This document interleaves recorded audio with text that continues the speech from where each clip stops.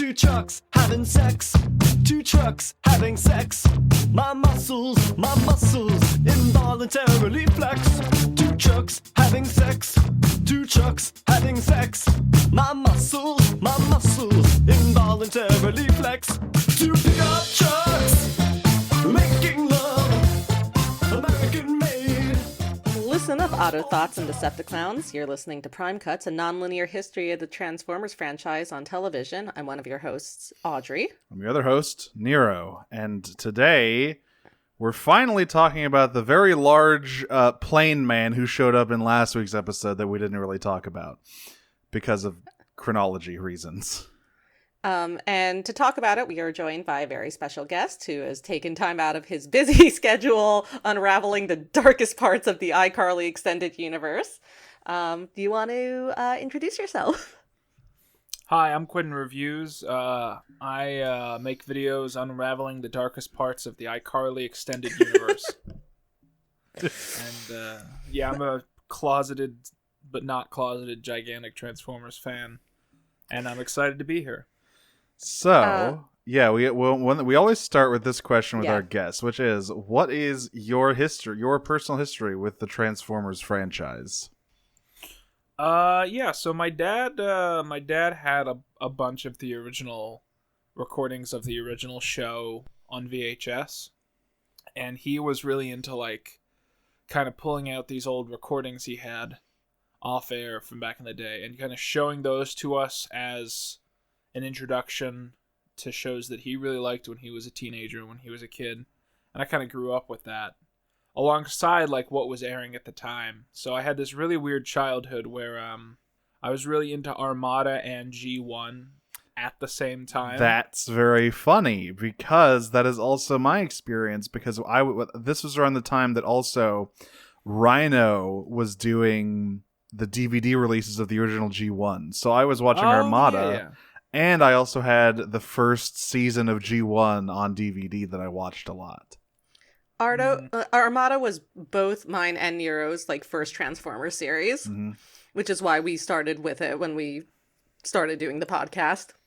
Yeah, and I think I'm at my heart more of like a G1er, as the kids say. Oh, absolutely. But I do have a really soft spot for Armada in my heart. When I used to always end up in hospitals when I was little. I had really bad asthma, and one time I ended up at a hospital for a while that had like a bunch of really old weird Transformer toys, and my parents told me, "Look, we'll take you to the store after you get out of the hospital, and you can buy whatever toy you want." And I remember, I think they took me to Toys R Us. I think it was Toys R Us, because I remember it being nothing but toys, and we didn't have a lot of money, so we didn't usually do that. And I looked at every single toy in that toy store, and I picked Armada Starscream. Yes, taste. Yeah. One of my favorite Transformer toys with one of the most lackluster arm appropriation in non-robot mode. Yes. As a kid, I thought I was missing parts. I was like, why do the arms have nowhere to go? Like, did I lose something? No, that's just how it looks. It's just the G1 theory of jet transformation. Sometimes you just have limbs that are out. Yeah. Just gotta tuck them under the wings. Don't worry there. about it.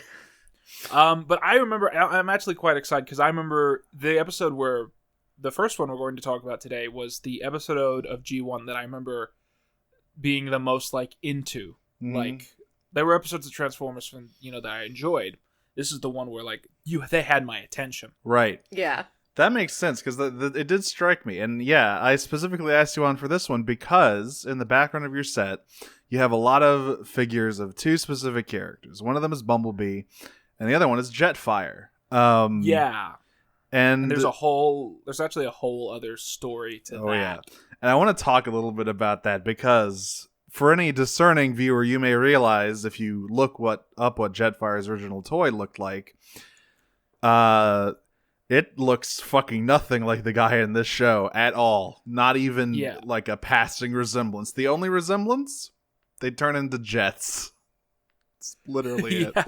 Like, not even that, because Skyfire doesn't turn into a jet. He turns into a spaceship, so there's no resemblance. Yeah, there's no resemblance at all then. Well, they turn into a flying vehicle. Yeah, they can fly. That's it. But all the Decepticons can. So they have wings.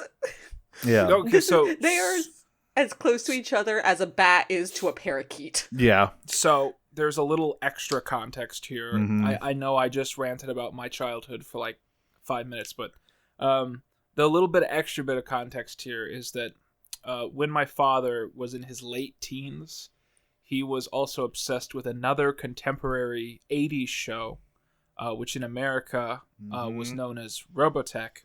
Yes. And so this was a big this was the reason that he specifically went out of his way to show me this episode, is because I also watched Robotech when I was growing up, and he was one of the like fandom historians of Robotech at the time. Like he ran a fan group, he was heavily involved, and it's just a very interesting, weird story that of course Robotech started off as 3 shows. In Japan, Macross or Macross, Southern Cross, and Mospiada, I want to say it's pronounced Mospiada or something like that. And then when it came to America, they all got combined, and the idea was we'll combine these 3 shows and then sell all the toys as our own toy line. But they lost out on the coolest toy because Transformers got it. Right? Yes. So the original Jetfire toy is a Valkyrie from Valkyrie. Macross, the VF-1S Super Valkyrie.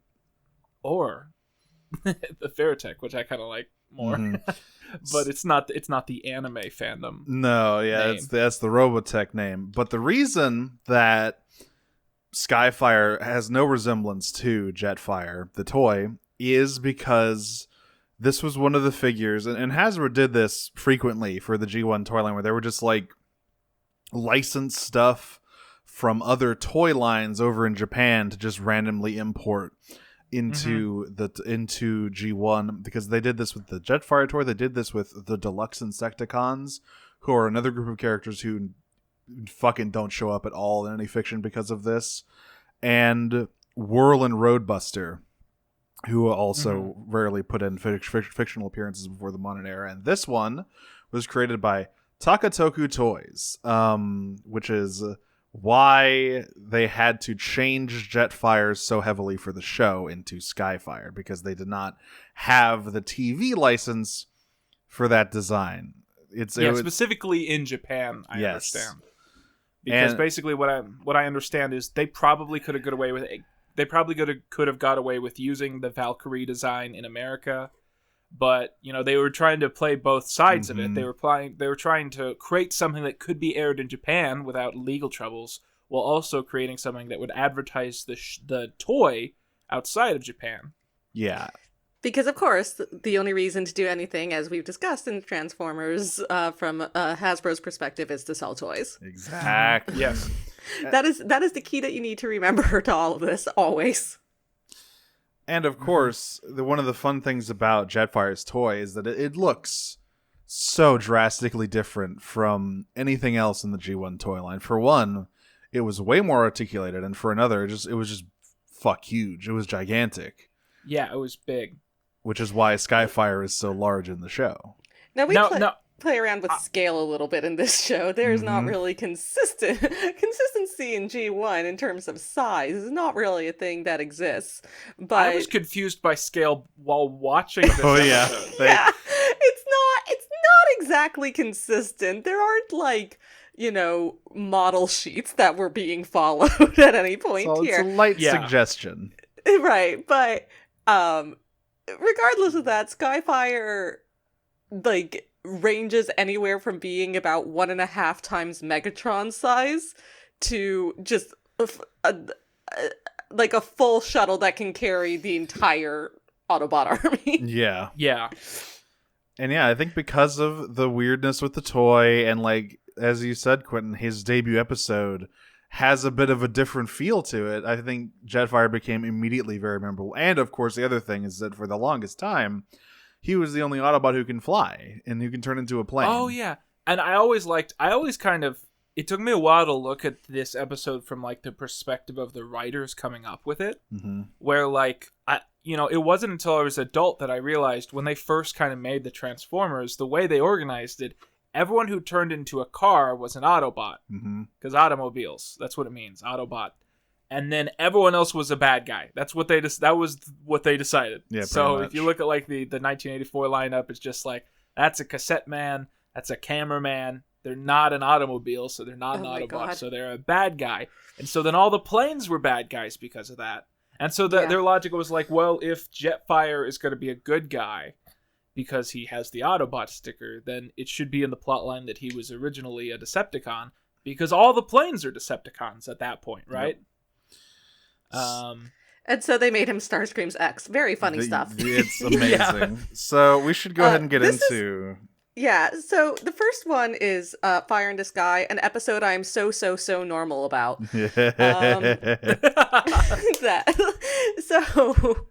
I mean, I've talked about being in the Transformers fandom for a while. This has, and like, Quinton, you probably don't. Everyone who listens to the show knows this, but like, Starscream is far and away my favorite character in basically every continuity. I find him fascinating. Miserable and fascinating. So this episode is like particularly fascinating for Starscream because this is a brand new bitch we're seeing in this episode. Right. Like he has, like you could have, their characters aren't extremely consistent, as we'll see in the next episode as well, but compared to everything we know about Starscream, this may as well be a different character than the Starscream who has shown up for the previous 6 episodes. And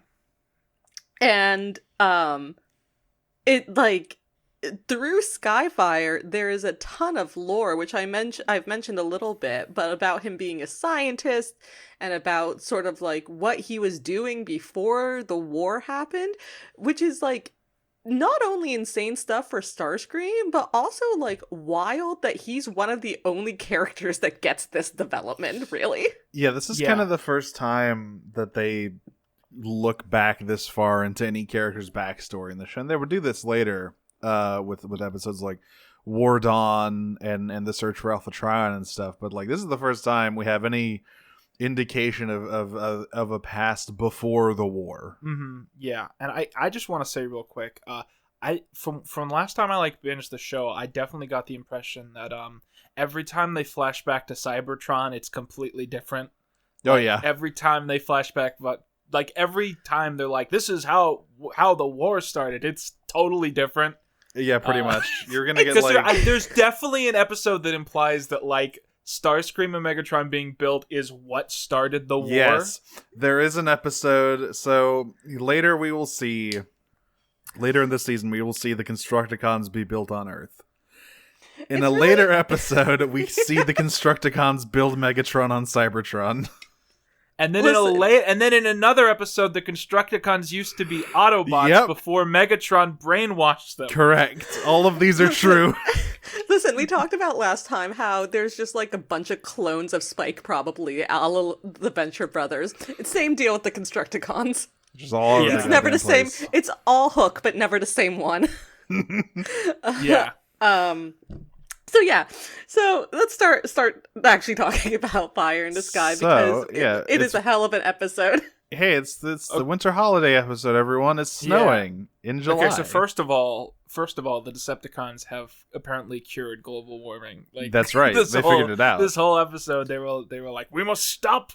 The Autobots were like, we must stop the Decepticons from cooling the Earth's temperature. And I was like, are you sure? Yeah, maybe Megatron was right on this one.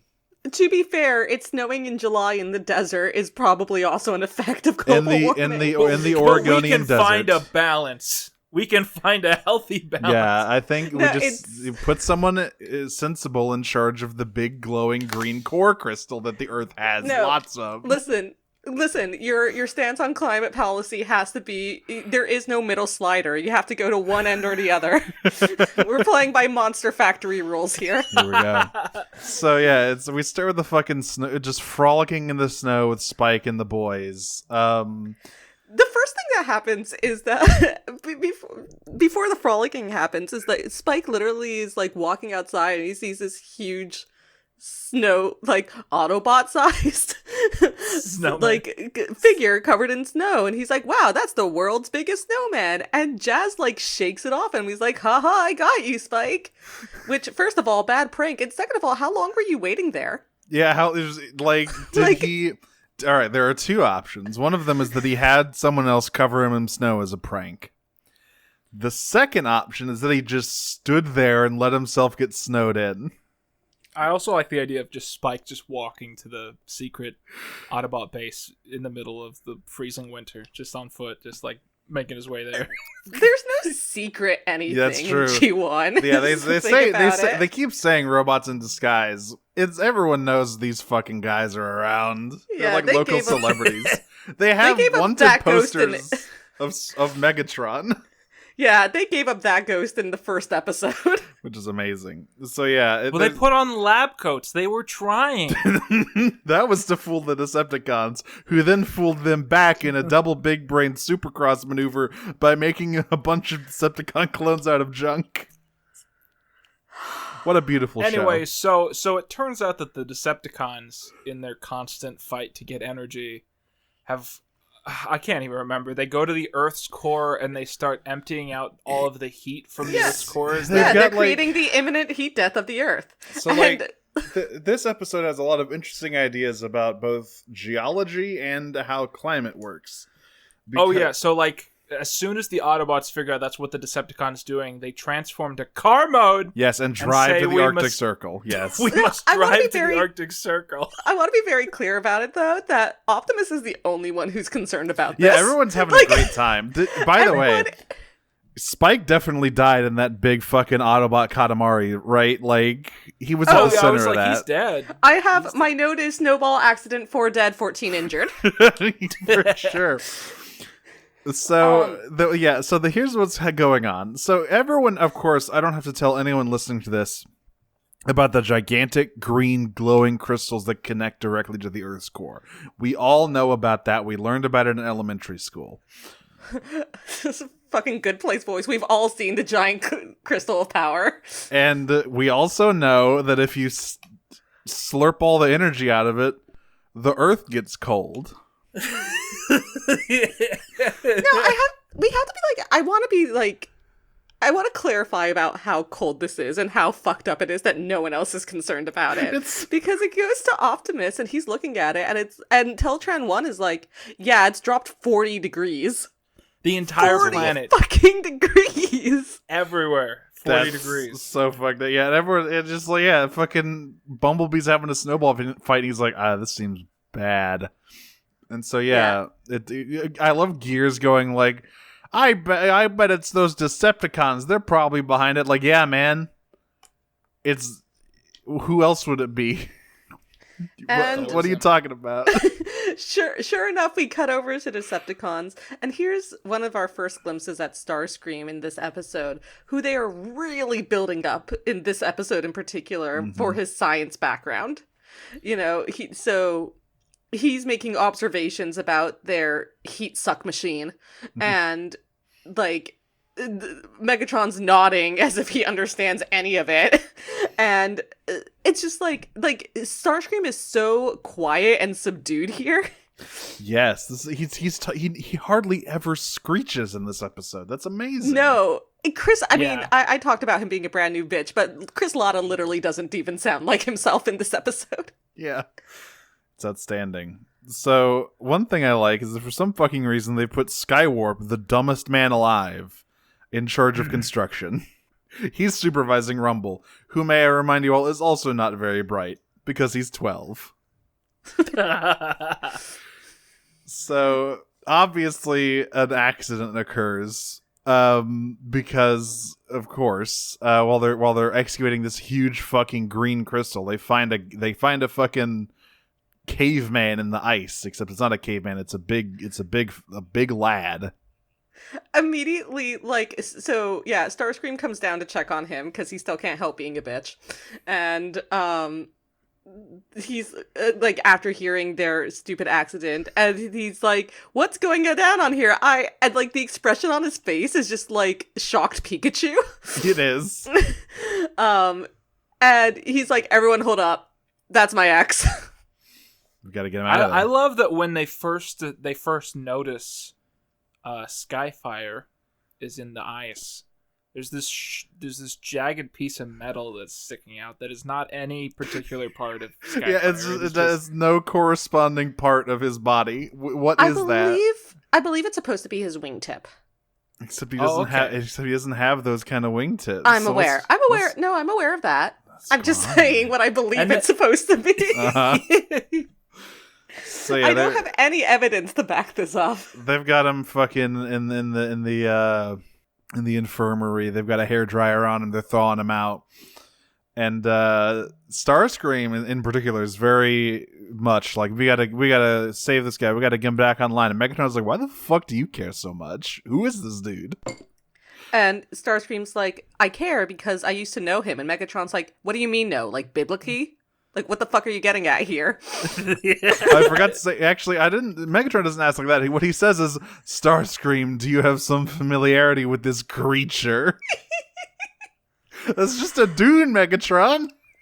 What are you talking about? Here's what's really fascinating. Okay, the relationship between Starscream and Skyfire is extremely messy and very funny for it. Yes. The relationship between Skyfire and Megatron is baffling because Megatron takes Skyfire's very existence as a personal affront. He doesn't do this with any of the other Autobots except for Optimus. Yeah, it's personal. He fucking hates him so much. He fucking hates Skyfire. And then he knows Skyfire by name. He picks him out. He like targets him specifically. It's really funny. That's good. So we Starscream. Well, helpfully, there's a little screen on Skyfire's forehead that plays this flashback for us as Starscream talks. And he explains, well, he's Skyfire. You know, I was a scientist before the war. Not that you ever fucking asked, Megatron.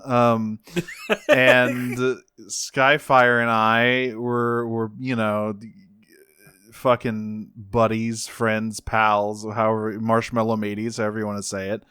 Yeah. And we went on this fucking expedition to this unmarked planet. We later learned is this one, Earth, and we got separated in a storm and he went down and I couldn't find him. Don't ask why I was in my Earth jet form for this flashback. Don't worry about it.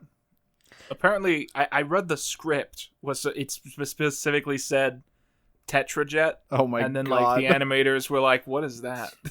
Like, we don't know her. We've already forgotten about those. No, surely they just made a fucking typo. Just put them in normally.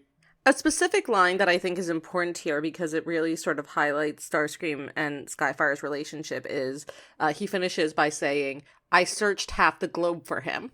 That's right. Yeah. Which is something Starscream in his present iteration would not do for probably fucking anyone. No. Yeah, exactly. As a kid, I always thought it was so fascinating. So what, Skyfire gets woken up. Megatron sells some pitch, right? Megatron's like, we're gathering energy to put Cybertron back in its glory days. Bring Cybertron back to life, and the Autobots are our enemies now. And Skyfire's like, all right, sounds like we're the good guys. And then the whole time, Megatron keeps just saying evil stuff. Yes. And he's like, we will dominate and destroy the entire universe and stuff like that. And Skyfire's like, sounds good, man. Sounds like a righteous cause to me. Sounds It'll be great. a shock if it turns out you're evil. There's like one moment where Megatron says like, and conquer the universe, and Skyfire's like, conquer? That's weird. But then Megatron keeps talking and he immediately drops it. I'm gonna need some to be time fair, he to just think woke through up this. from like a fucking 1,004,000,000 bazillion year ice nap. Okay, so that's the thing. As a kid, the reason this episode always really fascinated me, I guess on a character level, is because it really implied that Starscream used to be a normal guy. And now I thought about that while I was watching it. It still really stood out to me because, like, imagine if you were like hanging out with your friend and going somewhere, and then you like hit your head and fuzziness, and then you wake up and he's there with a bunch of other guys, and you're like, hey, what happened? And then your old friend is like, it's been 3 million years, or however long it's been. And then he's like, there's a civil war now. You must help me become the leader. And you're like, what are you talking about? Bro, what the fuck? Your friend just got completely nuts while you were asleep. Bro, we went to Robo Hooters like 2 weeks ago. What the fuck are you talking about a civil war? I am leader. I am leader. I think it's pretty heavily implied in this episode, and certainly in other series and in other Transformers media, that Starscream was always a bit of a cunt, but that his ambition here. There's a line later on where, you know, basically Skyfire asks him if this really makes him happy. And Starscream's like, hell yeah, it does, this rules. And it's just like a sort of a thing of ambition getting in the way of being normal. Yep. I will say though, it's also very funny. I was replaying War for Cybertron the other week, and the first level is the one where like Starscream and Skyfire are both guarding the Dark Energon that Megatron has come to steal, and at the end of it, he's like, yo, you want to like live forever? And Starscream's like, hell yeah, let's go. And Skyfire just looks at him so betrayed. There's just like, he's like, what is wrong with you? And Starscream's like, I want to live forever. It's not that complicated. Look, I see no downside to making a deal with the Devil Jetfire. I don't know what you're talking about. Yeah. So one other thing I love is that, like, obviously when Skyfire wakes up, he recognizes Starscream first. And he's like, yes, it's me, Skyfire. And then immediately Megatron just shoves him out of the way and to make his fucking sales pitch. It's very funny. So the Autobots begin to arrive. The Decepticons have put Skyfire on guard duty, and he has a Decepticon symbol now. He still seems, this is where like the "Are you really happy? Are you happier being a warrior than you were as a scientist?" line is, and he's just like, he's like a big old lost puppy, or he doesn't know what the fuck is going on right now. Yeah, he's my special boy. We talk about animation errors, but it's so rarely you get an episode where it feels like a rarity when they don't mess it up. Where like every single shot in this episode, except for like 3 shots, the Decepticon logo is colored in red. Yep. On Skyfire. They only in close-ups is it correct. Everything else is like, oh, he's an Autobot, right? Probably. I don't know. Introducing the new factions, Autocons. Oh my god. So yeah, the Autobots show up. Who have brought, I don't know why they brought Spike and Sparkplug to this. I don't know why they take these motherfuckers anywhere. They always just get kidnapped. And Skyfire starts shooting at him. Oh, also, yeah, Starscream's like, I'm gonna be leader one day, and you'll be my second in command, and we'll be fucking friends forever. All right, so just don't fuck it up. Don't have a ideological crisis upon being confronted with the ugly truth monster about I've the become. Decepticons. Yeah. The monster I've become in the last 4 million years. Don't worry about it. So he's pretty fucking. He's handing the Autobots their asses, but then he notices like, oh, there's some funny little humans over there, and they're in peril. I better go save them. I think it's an important thing to note here, actually, that Starscream and Skyfire weren't just like general scientists. They were specifically xenobiologists. Yes. So their entire point was to go to new planets, including Earth, and to document the native species there. So Skyfire, upon encountering the native species, goes into his field of study. Yep. Snaps right back into it, and like starts poking him. Yeah, I love that, like, this fucking ginormous robot, who they have no reason to believe is anything other than a Decepticon, just, like, looms over them and reaches out his huge hand, and they're, like, screaming their heads off, and Skyfire is like, why are you so scared? Yeah, and it's funny, because when you get to the scene, you know, the weird pop culture avalanche of so many things really comes back to you, because the visual of Skyfire picking up the humans is just kind of a surreal thing, because that is a visual that is constantly in Across, the original anime for 1982. Constantly in that show, the robot mecha, the Valkyries, are just picking up humans left and right. Oh my god. Like it doesn't matter. And it gets weirder, because this is the one part of the episode where the animators accidentally animate Skyfire with his toy gun. If you look at his gun in that scene, it is absolutely the gun from Macross. It is not the gun from the rest of the episode. They just... Which is weird, because I didn't realize that the designs even got far enough along that the animators could have made that mistake, but it's very obviously what happens there. If there are animation models using the Valkyrie design for Jetfire. Well, there are, because there was an early toy commercial that used that design that aired in... Well, you see, you guys, this is specifically Skyfire's Decepticon model. Oh, that's his Decepticon gun. He stops using it after. So I love... literally, like, during the scene, he's like, I'm a healer, but... Yeah, so it's so funny, because, like, Spike and Sparkle are just like, oh, God, please don't kill us, and Skyfire's like, oh, well, that's weird. I don't know why you're so afraid of that. Here, I'm going to take you to my friend and boss, Megatron. He'll sort all this out. So it's like, oh, you're a Decepticon, they're evil, just like Megatron. Megatron?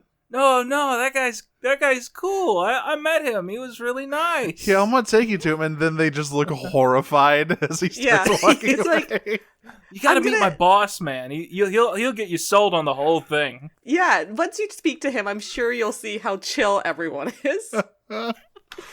This scene coming up with them also is pretty wacky on scale. Yes. This is one of the wackiest scale moments. So the humans get brought to the Decepticon cave, and they're in there with the Decepticons, and Skyfire can't come in because his head and his chest are the size of the entrance to the cave. Yeah, Megatron and Starscream are standing upright, fully standing, and Skyfire can't get his shoulders in. He can barely reach his fucking arm, and of course Megatron is just like, Skyfire, you caught the two squishies, good job. And he's like, what? Wait. I assured them no harm would come to them. And Starscream just goes, well, you didn't have the authority to promise that. You shouldn't have said anything. You fucking moron, how dare you. Like, he fucking reaches in to try and help the humans, and Starscream just shoots his hand. Yeah. What happened to you, man? You used to be cool. I like to think that Skyfire's so big that Starscream's null rays just don't work on him. Well, in the next episode, we see that's not the case. Well, I mean, they hit him, but they don't paralyze him. That's true. And so, yeah. Oh, wait, no, sort of, they do, don't they? They sort of do. Yeah. But yeah. I think he just got knocked out, but anyway.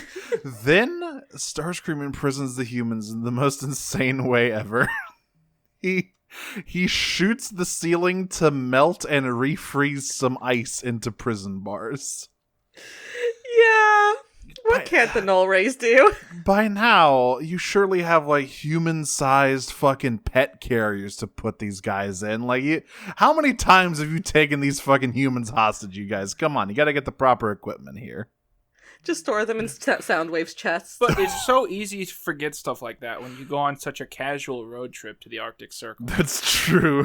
Which I'll remind you is apparently about a 10-minute drive. Yeah, it's like a day trip. Hellery. It's a fucking day trip for the Autobots. Speaking of, the Autobots, they couldn't shoot a Jetfire because they didn't want to hit the humans, so they're trying to sneak in to the tunnels that the Decepticons have dug here, and they get split up because there's a cave-in that cuts the group in half. Okay, first of all, I have a note here that must have been during the fight with Skyfire, actually, because I can't remember where else it would be. That's Yowie Hand's Hound. Yes, there was a crazy bit of perspective on Hound where he had gigantic hands. We had Yowie Hand's Wheeljack last week, but we get Yowie Hand's Hound this week. So they're driving in, and I don't even know who says it, but someone says, it feels like we might be falling into a trap, and then they immediately fall into the trap. It's Gears who stops directly in front of the doorway to the fucking tunnel, and someone's like, hey, Gears, get out of the fucking way, what's going on? He's like, I think we might be driving into a trap, and then the floor collapses. Which... Excellent. I don't know if that was even a trap. I think maybe the weight of fucking 4 cars idling on an ice sheet might have just done it in. I don't know, Gears. Yeah. Because it didn't seem like they had a trap laid. That is definitely higher thinking than anyone in the Decepticons is capable of doing at this point. So it's like we have two. We split the party. I didn't write down everyone who was in each group, but Yeah. Prime has like Cliffjumper, Jazz may or may not be there. I can never remember. But the other one has like Gears, Hound, which is important, Ratchet, and Ironhide. So we have both of the Vans hanging out together.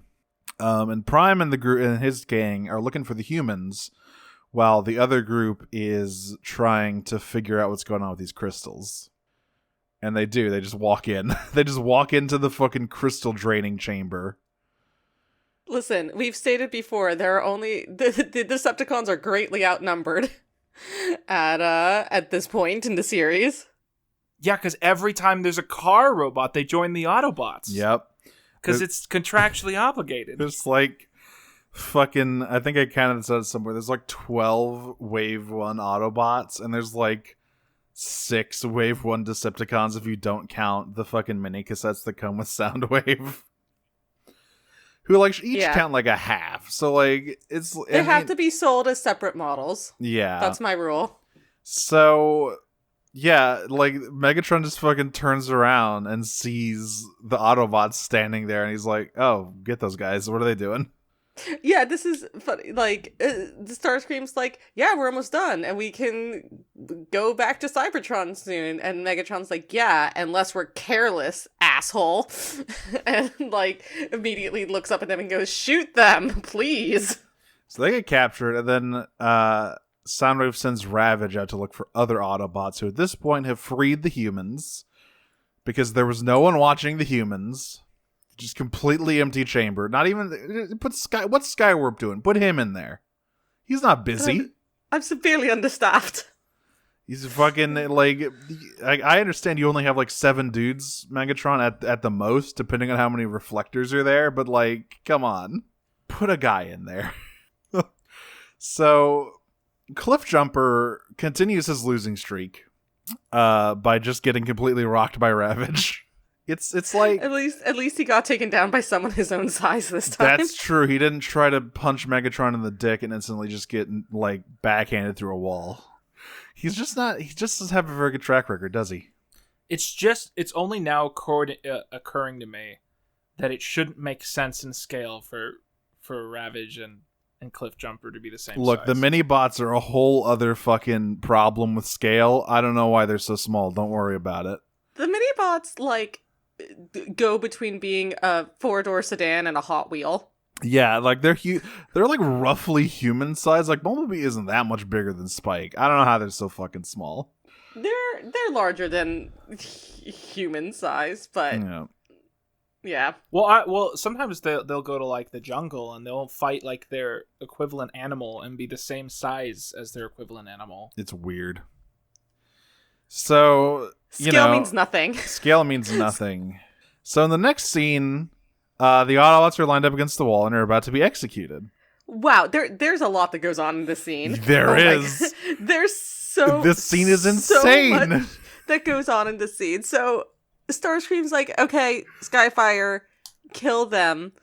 And Skyfire's like, "I don't want to." And Starscream has this line about his loyalty coefficient Yes. being insufficient. your loyalty coefficient must have stagnated while you were in the ice. Like, what? And like you can see him gearing up for like a Starscream like type rant, but then he's like, "But you know what? Your pussy game ridiculous, so I'll let it go this time." Yeah. But seriously, kill them. Skyfire literally says, "I'm a scientist, not an executioner." They're gonna kill these dudes. Shoot him in the head. And yeah, what happens here is, well, some a lot bullshit. happens here, but Starscream starts actually getting serious, and it's a weirdly emotional like moment for Starscream, which we see again more later in the episode, but like he's probably being betrayed right now in his mind by the only person who probably ever actually gave a shit about him in any meaningful way. Damn. So not a great feeling, and he doesn't handle it particularly well. No, he screams traitor at the top of his lungs and starts to shoot him. Yeah. Epic. which accidentally hits the crystal that the Autobots are leaning up against, which explodes. And then you see a bunch of like disembodied Autobot parts strewn across the snow. And basically, and Starscream's like, yay, that ruled. Oh, also, Skyfire's dead as well. Don't worry about it. Oh yeah, he got shot. He got shot. Yeah. We remember how we said the null rays didn't really work on him? Well, he gets shot again, once I think and he falls over. But Starscream's like, all right, rip and rest, you Autobot tarts? Does That's he call the them? insult? Does he call them tarts? I That's believe amazing. he calls them tarts. Rest of the AAC, see you Autobot tarts. Are you a fucking flapper from the 1920s, Starscream? What are you talking about? That's beautiful. Yeah, I was a little speechless on that one. But don't worry, it was all a dream. Or rather, it was all a hologram. It was all a mirage. Because Hound was there, and whenever Hound's around, you can't trust anything. Wait, oh right, it was Hound. Yeah, shit. Mirage is not it's here. Invisible. Yeah, There are Mirage There are too many guys with fucking hologram abilities on the Autobots. We've talked about this before. Call them gems because they got the holograms. Damn. Yeah. And Skyfire wakes up, like, "Oh, you guys, I thought you died," and is like, "Nope, we're fine." Well, yeah, Hound has like the saddest voice here because he's like looking at Skyfire, who's definitely not okay. Like everyone else is okay, but he's looking at Skyfire and he's like, "Yeah, bud, we're functioning. You, on the other hand, for us, yeah, what? You got fucked up, my man. It's good on this side of things." And so Ratchet opens up a fucking triage on him as the rest of the Autobots finally fucking show up. But we don't have time for all this because we go now to the greatest scene in G1. Yes. So, as all of the Autobots surround Skyfire's dying body after getting shot once by Starscream, we cut down to the... I'm probably just gonna splice in the audio for this because it's so fucking good. We cut down to the crystal chamber where we just see Megatron admiring like an Energon cube, as you do. Then his chest starts beeping, and he just hucks the cube at Starscream, which makes a cartoon bonk noise, and just goes, "You disgust me." There's no context for this. No, There's and even Go Starscream. Girl, give us nothing. Starscream was literally just standing there, and he looks so fucking like shocked when he just turns to he look is at fully him. affronted. It's like, what the fuck? Yeah. And Nero, I know you're gonna put it in, but the bonk is basically the Shiba Inu bonk meme. It is just bonk.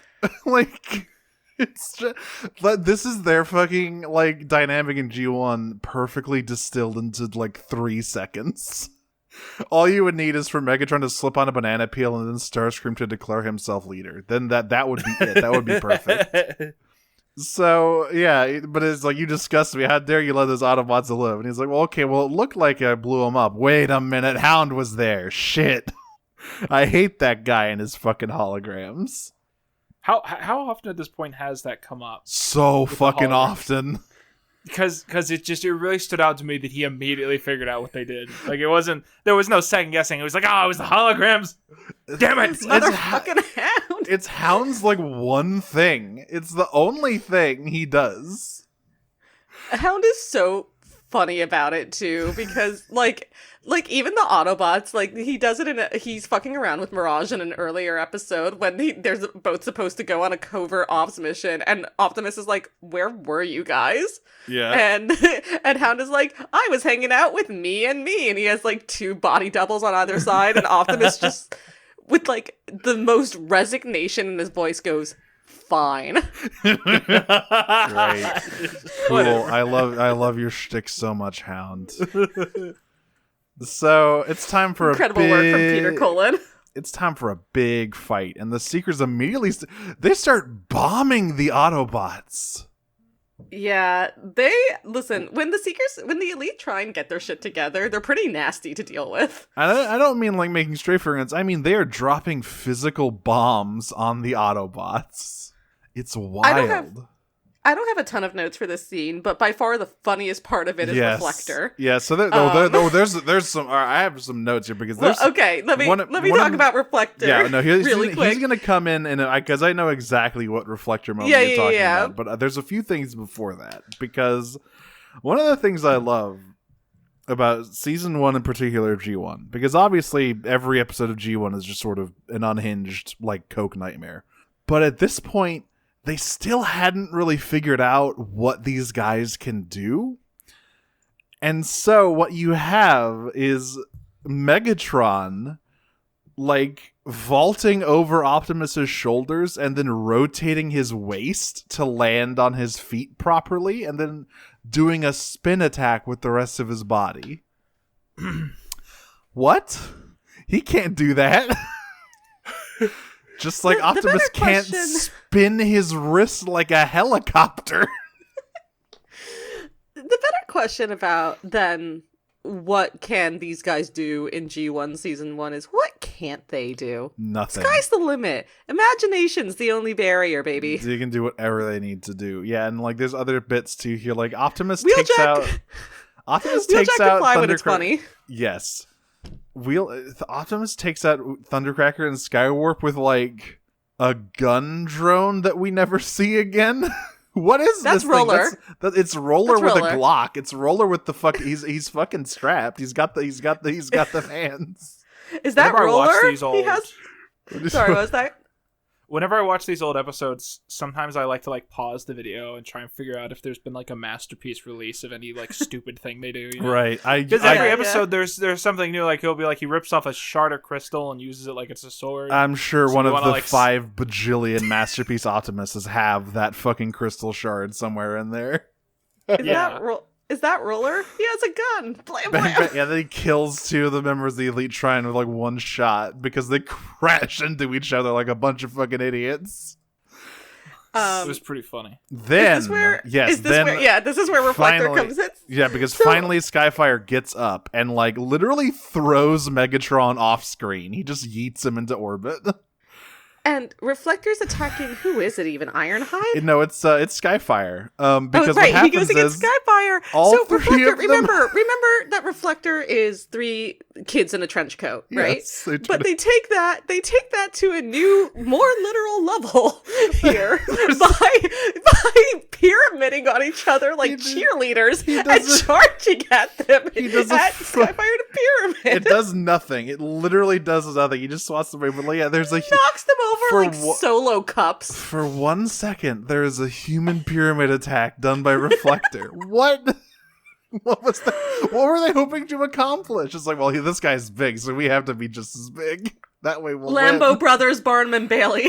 Yeah, God, get the Reflectors in there to their human pyramid. Get some like jet judo shows. We're getting a whole circus up in here.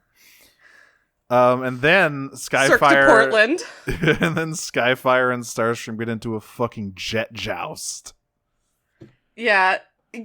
So, just based on pure mass, which is how jousting happens. Uh-huh.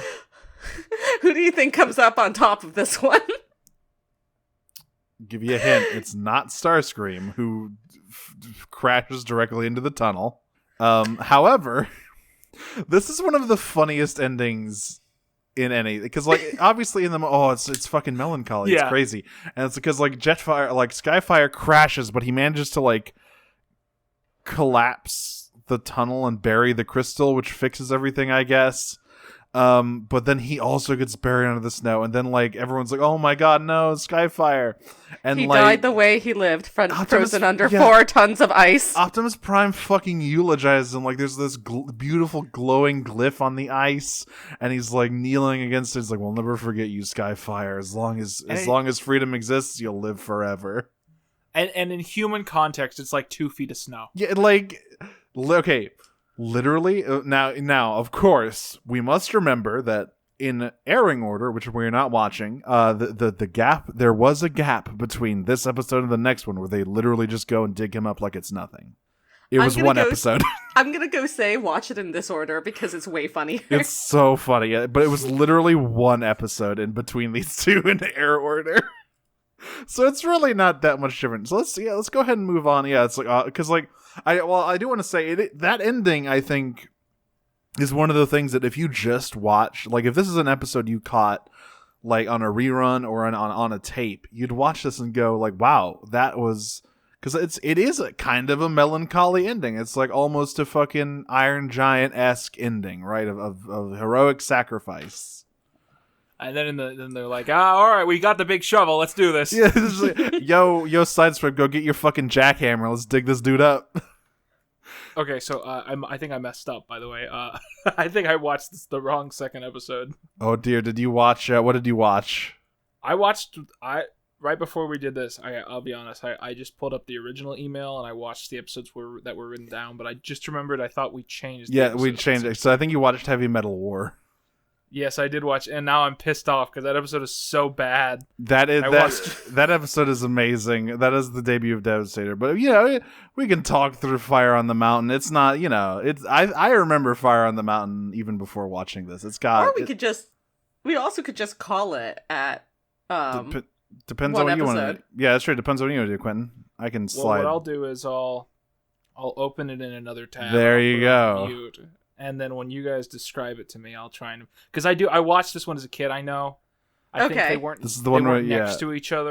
On the tape, this is the Ancient Aliens Aztec one. Yes. Or Inca one. Yes, this is the one where they go to Peru. And they don't. I was looking so forward to finding out about the episode I did watch with the chips or whatever. Where I was that melted my mind, and now I'm sure there's a whole other podcast about it that I don't want to be redundant. It will be in the future. We haven't covered that one quite yet. So, all right, be sure to look that up on TF Wiki because the whole time I was like, you can just take the powers out of, you can just take that out and give it someone else. Like, is that on TF Wiki? Is that in the IDW comics? Everyone loved that continuity. Oh, right, I forgot. Yeah, that's the episode where they just steal everyone's powers and give them to Megatron. And he's big and strong. Amazing. So, yeah, we'll go ahead and move on to Fire on the Mountain, which is the direct follow-up to this episode, where, as we said, they literally just dig him back up. But first, we see Brawn and Trailbreaker chasing Starscream and Thundercracker. I love I think it's Trailbreaker goes like, say, those jets look kind of familiar. Like, yeah, man. Do you think? Yeah, how many fucking how baby many blue Air Force? Yeah, how many baby blue F-15s do you regularly see, my man? Well, there must be at least one other one in the world. So, Starscream and Thundercracker are here to menace the working class of America by doing a steel heist. There's some so to start off with, this is easily the wackiest season 1 plot. Yes. Wow. It is not the wackiest plot of G1 by a long shot, given what we get in season 2. But this is like a tasty little aperitif of what we get in season 2 in terms of, are you joking? So, are you serious? Or one thing I like is that you don't know what the Decepticons' plan is from the jump, because you see Starscream and Thundercracker says something like, I don't think Earth-made steel is going to be strong enough, and Starscream tells him to shut up. But you don't really know what they're doing yet. Remember, Starscream's jet fuel can't melt steel beams. Exactly. So they managed to escape with the steel because Brawn is strong but small, and a Trailbreaker just seems entirely useless unless it involves force fields. Starscream also, on the way out, takes the entire steel factory out. Yes, with his boob missiles. With his boot missiles, and one of the worst lines. That's what I call bringing down the house. Yeah, it's not a winner, Starscream. I'm sorry. This is the first appearance of his boob missiles. They show up a few more times, and yes, indeed, they are on his masterpiece toy. You know it. And yes, he shoots missiles. So then we actually do see what the Decepticons are up to. They're in Peru because there is an ancient Inca pyramid that is apparently built directly on top of a shaft leading directly to the core of the earth, which also contains a giant green crystal. The crystal of power, or as I put down, the whomst of what? The fucking crystal of power. Soundwave confirms this, by the way. Robot-sized staircase. Yep. There's so much more of G1 than I remember is about glowing green crystal, because they keep coming up. It's not just this episode. I remember a season 3 episode about glowing green crystals. They can't stop. I mean, to be fair, back then and even now, it was shorthand for radiation. So, if we're talking about energy for Energon, then that would be something that would probably click immediately with even younger viewers back in the 80s, but still. So they break into the fucking Inca pyramid and grab the crystal, which causes a gigantic gout of pure magma to shoot into the ceiling. That's fine. And I love the Autobots going like, well, the Decepticons are up to something, but I don't really know what. I guess we should just launch the Sky Spy and figure it out. The animation is so much better in this one. It's so important to your basic ability to look past the nonsense. You know what I mean? Right. Yeah. Look past every time they miscolor the Seekers, which is frequently, constantly, and Skyfire. Sky, my new favorite character. So this also has devastating effects on the local Peruvians. Yes, there's fucking earthquakes and shit, and everyone's like, "Oh my god!" Who have pretty special accents in this one. I mean, I guess I'm glad that they didn't go full cartoon. Some of them just sounded like, I don't know what. I can't describe what they sounded like. Yeah, like they didn't like. You could not. This accent is no earthly accent. I got it. I've got it. They sound like CDI characters. They sound like Zelda CDI characters. That's what. They also that's look what their like voice. them. Yes. And we've got this main girl who's never actually named in the episode. But no, she is not. In the script, her car is. Yes, her car is, but Excuse she is me, not. It's her brother's car. Which Bumblebee is going to fuck. That's the end of this episode. She's like, "Hey, Bumblebee, I've got a hot convertible for you to fuck." Girl, that is a war crime. That is a sex crime. It is not sentient. But Bumblebee's like, "Oh boy, shucks, let's get over there." I know. Let me tell you what, the G1 tailgate, the fucking because his profile was all like, he thinks all machines are sentient and beautiful. He would not be happy about this. If she revs, she's a thought. So, but yeah, this lady's name is Luisa in the script. She's never named the episode. She's got great earrings. That's mainly what she's about. And yeah, she's serving. And I love that. Yeah, so fucking Megatron goes, "Hey, Starscream, fucking stupid idiot, your shitty weapon frame better not suck shit." He's like, "Fuck you, Megatron. It'll work just fine." Yeah, I would never design anything bad. I'm a scientist. Specifically, this is like one of those unusual insult or rare insult Twitter experiencing. Because specifically, what Megatron says is, "Let's hope the frame that you and Thundercracker created is stronger than your conviction in battle." And Starscream is like, "Fuck you for calling me weak, and fuck you for calling this frame weak. I'm assigning it as gay right now because it's serving." Fall off your horse. Serve. He literally says it'll serve, and I was like, yes. Damn, yes, queen. But yeah, he shoots the Sky Spy and it immediately melts. So, not the best. And Megatron just turns on and goes, "Oh, it'll serve, huh? Your steel sucks." And instantly, Starscream's like, "It was Thundercracker's idea." Or no, well, he's like, it wasn't Thundercracker's idea, but he was like, Thundercracker's the one that actually made it. He made it sucky. Yeah, he got all the shitty steel and he built it bad. And Thundercracker's like, "Bro, what the fuck?" Well, and he's like, no, he's like, You're lying! And Megatron just goes, okay, both of you shut the fuck up. I don't have time to deal with this. Skywarp, you stay there here and you watch them to make sure they don't fuck anything else up. Me and my boys. You're putting Skywarp in charge? You're putting Skywarp in charge. Of the three of them, you're putting Skywarp in charge. This is your brilliant plan to stop fuck-ups from happening. It's the dumbest one who loves nothing more than pulling pranks and being a little shit. That's the guy. That's like fucking your shitty little brother being put in charge when your parents go out of the house. Like, why the fuck does he get to be in charge? And he's just like, hee. That's what's going on here. Yeah, throughout this episode, like, Thundercracker shows a surprising amount of lip for Thundercracker. He's so sassy. Who is, like, known as being, of the Elite Trine at least, like, the fairly conservative one. His loyalty isn't exactly clear. Like, he's less loyal to Decepticons than Skywarp is. But he's also, like, the most risk-averse. He's not mouthy. He's not, like... he's, like, the most, reserved. Is, like... Of the three of them, which again isn't saying much because Skywarp and Starscream are both off the walls insane. But like Skywarp has an amazing line read later in this book, which is the effectiveness of which is sort of muddled by the fact that for his one important line, they color him like Thundercracker. Yeah, they sure did. Good job, fellas. You did it. But at least it's the right voice. It is the right voice. So.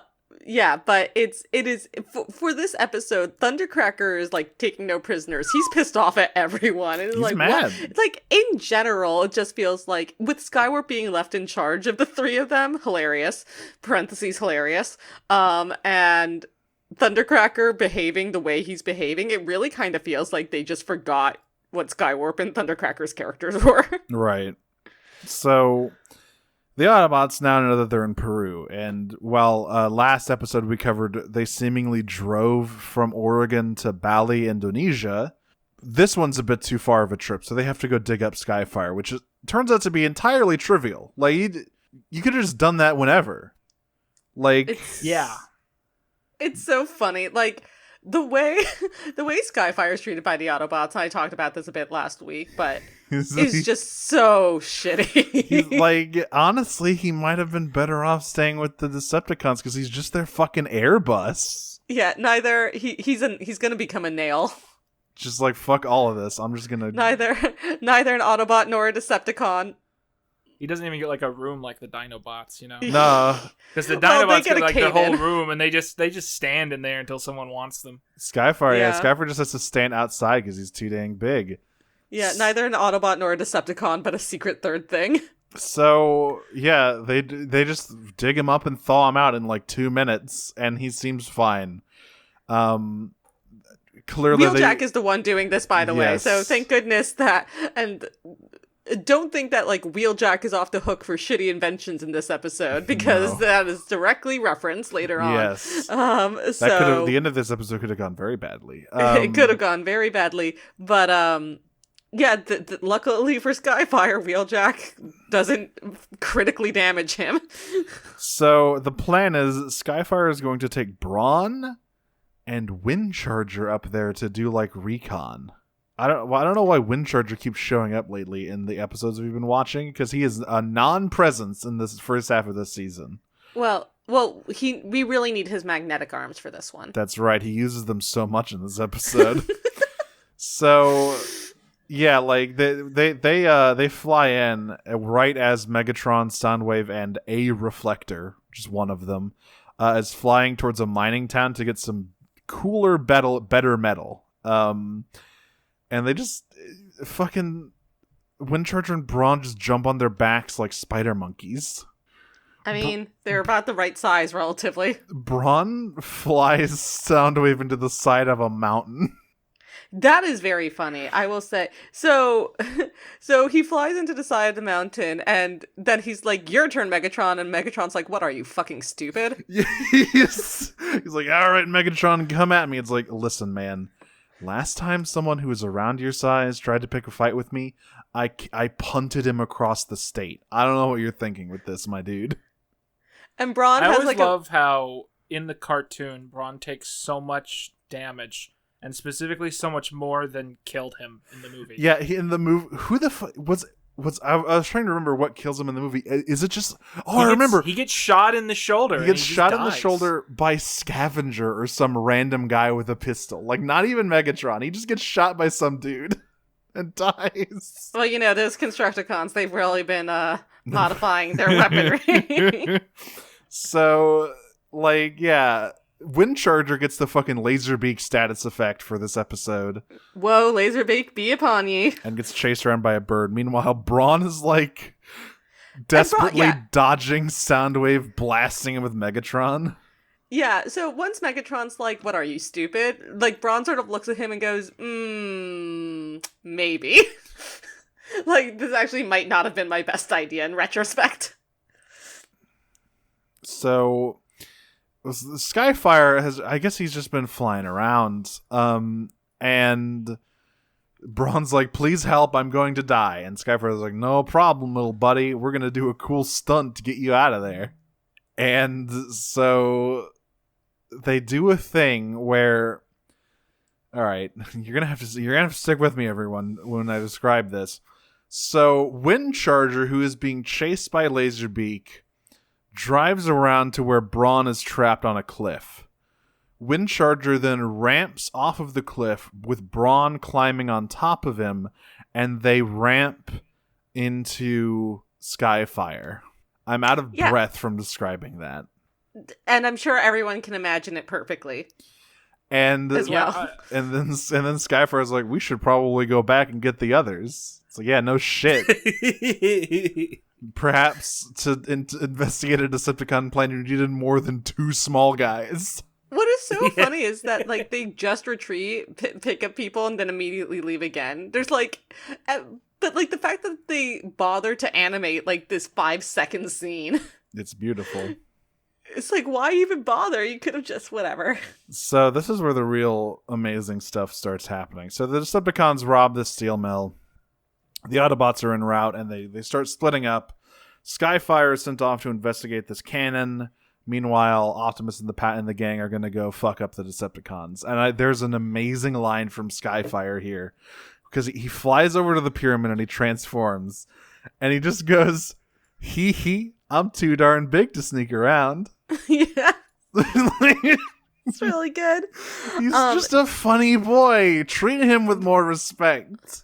There is a couple things I wanna talk about actually that we missed. One is that, again, as mentioned in the last episode, over Fire in the Sky, Megatron, upon seeing Skyfire, like, flies into a rage. He's like, yes. That traitor Skyfire! I fucking hate that guy! I thought he was dead! Kill that guy. He's so mad about seeing Skyfire again. And the other thing is that when they make this plan, so Skyfire arrives with, his rescued friends in tow, still in shuttle form, and Optimus walks over to him and, like, pats his nose cone like a horse. You like it? It's like, great job, buddy! Yeah, I noticed. I was like, is he, like, what are you doing? You just, like, patting him like a dog? Like, what is this? No, it's he's patting him like a horse. Like a horse, He's building an unbreakable... he's a shuttle girl. Do you want a carrot, old girl? So I'm suddenly remembering, when I was a kid, this episode kind of reminded me of Mysterious Cities of Gold. Oh shit! That, like, yeah, okay, I think I've seen a video about this. That was like an anime that was put up on, like, Nickelodeon, right? Yeah. I don't know where it aired, but my dad was like, he always thought of it as like one of the lost, like one of those gems. You know, right. No one else knew about it, but he like showed it to me. And God, and your dad sounds sick as hell. Yeah. Oh, thank you. He's got cool great. taste. Yeah, so I remember I'd watch this and I was like, all the character designs in the Peru part kind of just reminded me of Mysterious Cities of Gold. So I've seen pictures of it. Back to me. I know what you're talking about. I've seen some footage of it. It's like, yeah, they do kind of look like that. So this fight scene in the steel mill has one of my favorite things ever, which is Braun stealing Megatron's arm cannon and then shooting him with it. And Megatron going, "You fucking piece of shit! How dare you!" And then Laserbeak steals it away from Brawn, who goes, "Hey, give that back." Oh, these powerful intergalactic warriors fighting an endless civil Really? war. Hey, give that back. All right, and so this is where Starscream. Yeah, so Skyfire like sees Starscream and Thundercracker. Well, before that, we cannot skip over this one because Megatron calls Scarab and goes, "Hey, it's getting hot over here. We need your help." And Skywarp turns to Starscream. This is before that actually. Oh, is it this part? So nothing happens between them, but like Skywarp sees them like sees all three of them on the ruins. He's arrived in Peru and he sees them all on the ruins. And there's like he sees Starscream and immediately is like JoJo walking towards Dio tension. Yes. It's so funny because I talked about this last episode too, but now you understand that like Starscream and Skyfire can't show up in an episode together anymore without it becoming 10 times more dramatic. Yeah, they're gonna make it a problem. But yeah, so he calls Skywarp, and Skywarp just turns to Starscream and goes, "Have fun playing Crystal Nurse, Starscream. Bye." Like he literally says, like, "Bye." Yeah, except again, he is painted as Thundercracker. Yes, he looks like Thundercracker. It's a real problem, but it's such a good line read. Like, what an asshole. Yeah. So then Skyfire, like, God, I just wrote again. I'm too darn big to sneak around. Just it's true. Yeah, it's damn king, so true. So I forget what Starscream goes off to do, but he goes off to do he just something. wanders off, and then because the person who finds Skyfire is Thundercracker, who goes, "Now hang on a minute." So I'm of two minds about this. Yes, he's like, "Well, okay, well if I let you, if I take you down now, Starscream will just take all the credit for it and say that I fucked up somehow. But if I let you blow up the cannon, then Megatron's probably going to get really mad at Starscream. So I should just let you blow up the cannon." Like, who are you and what have you done with Thundercracker? And then Starscream, this is Skywarp-ass behavior. It is. And then Starscream right behind him goes, "Fucking traitor!" and shoots at Thundercracker, who dodges out of the way, and it hits Skyfire, who falls down the stairs. And I love giant robot stairs still. Yeah, the fucking third act of this episode is just all of the Autobots constantly falling down the stairs. It's so good. When we started the season, I'd misremembered because I thought it was Starscream who fell down the stairs here, but it wasn't. It was Skyfire. It's Skyfire who gets shot, falls down the stairs, and is seemingly offline already. And, like, without blinking, like, Starscream's like, "Well, I'm not too mad about that." And immediately goes back to antagonizing Thundercracker and being like, "God damn it, I am the Trine leader here. Fuck you, dude. Stop messing around, or I swear to God, I'm going to report your ass to Megatron." Now here's a pop quiz for everyone. Okay. What do you do in the situation where a gigantic robot has caused a landslide via a black hole powered fusion cannon? You shoot those rocks real good. Yeah, you just shoot, into a fine shoot the rocks until they're tiny pebbles. This is one of the funniest scenes. So there's a landslide happening, and all the Autobots are like, "We must protect this Peruvian village." Great, we're on top of, we're with you. It's not so much a landslide as it is like a rock fall. Yeah, these are big rocks. These are like Indiana these are boulders.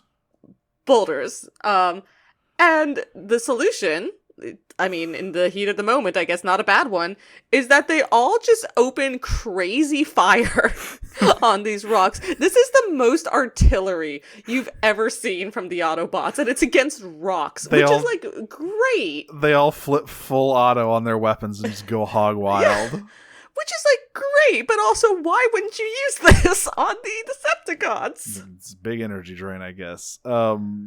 So... God, this is where things start to get really crazy, because then Spike and Bumblebee meet Louisa, who's like, "I know an underground passage to the fucking Crystal of Power," and Spike's like, "What? You're pretty. Crystal power.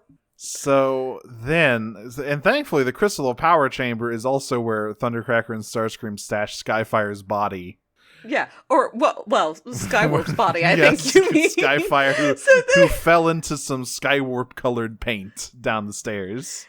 Yeah, it's like maybe 5 frames. It's like not a full second even, but for those frames, it is definitely Skywarp that they are hauling between them. And Megatron like sees them and he's like, "Oh hell yeah, Skyfire! I hate that guy, but maybe I can brainwash him, and that would rule." And You guys suck though. Yeah, like you guys both suck, but but Skyfire could be great, and like literally Thundercracker and Starscream don't even say anything. They just start leaving. And basically, like, Megatron's, like, yelling at Starscream's back. It's like, yeah, well, I like your ex better than you anyway. Stupid. I think I know what happened here with the animation. So, like, up until this point in the show, there's only been 3 plane guys. And so the animators were like, right, yeah. Wait, why are they carrying the 3rd plane guy? And that doesn't, whatever. Color him like the 3rd one. Yeah. So what? There's a new one? There's a new plane guy? Oh, god damn it. Now I gotta There's only 3 plane guys and they're all the same plane guy. Yeah. They just released a toy of like Shattered Glass Skyfire or Shattered Glass Jetfire. Yes, and right. he has. Oh yeah.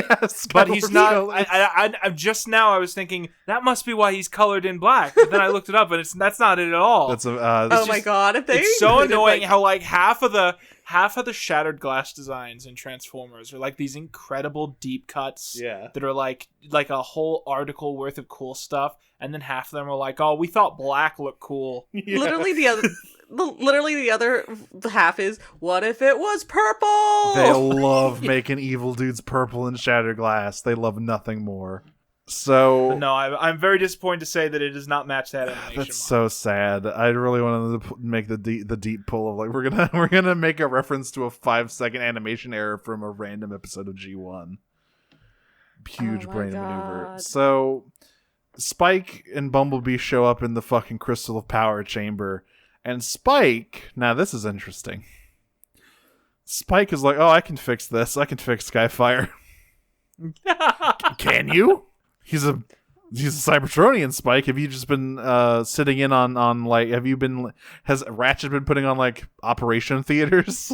I mean, has to be fair, he been a Transformer yet? Or is that later? Oh, sorry, what? Has he been a Transformer? No, yet? that's the first episode of season 1 where they Frankenstein him into a Transformer. Season 2. What a beautiful, beautiful season of television.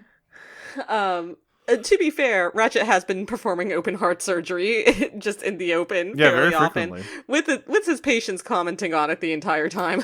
So he's working on Skyfire while Ravage breaks in, and I love this fight Ravage and Bumblebee have because it looks less like a fight and more like Bumblebee is desperately trying to stop his cat from eating his spaghetti.